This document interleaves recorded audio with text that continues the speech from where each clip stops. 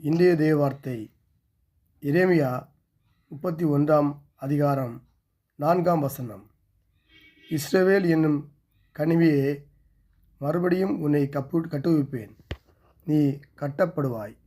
மறுபடியும் நீ மேர வாத்தியத்தோடும் ஆடல் பாடல் செய்களுடைய களிப்புள்ள கூட்டத்தோடும் புறப்படுவாய்.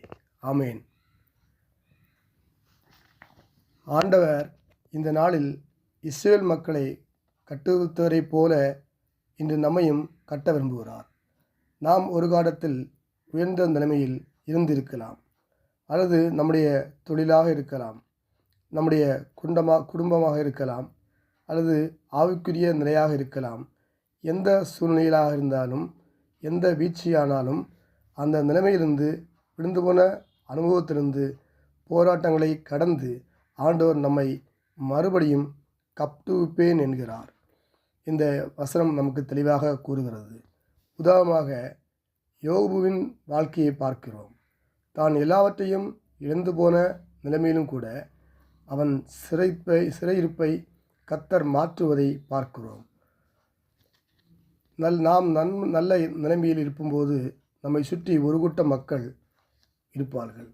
எப்பொழுது நம் வேலை, ஐஸ்வர்யம், செல்வாக்கு போய்விடுகிறதோ உடனே நம்மை விட்டு போய்விடுவார்கள். ஆனால் ஆண்டவர் நம்மை என்னென்றைக்கும் கைவிட மாட்டார், நம்மோடு கூட இருப்பார். நம்முடைய உடைந்த பாகங்களை மீண்டும் கட்டுவார். அழுகையை கழுப்பாக மாற்றுவார். மறுபடியும் கட்டுவிப்பேன் என்று ஆண்டவர் கூறுகிறார். கர்த்தர் மறுபடியும் நம்மை கட்டி, நம் வாழ்க்கையை கட்டி வழிப்புள்ளாக மாற்றி ஆசீர்வதிப்பாராக.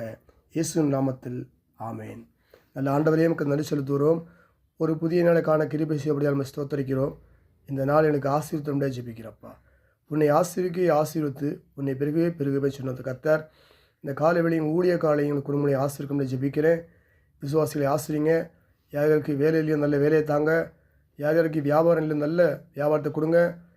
திருமணம் ஆகாத பிள்ளைகளுக்கு நல்ல வரங்களை தாருங்க. ஒவ்வொரு சிறு பிள்ளைகளை ஆசிரிங்க, பெண் பிள்ளைகளை ஆசிரிங்க.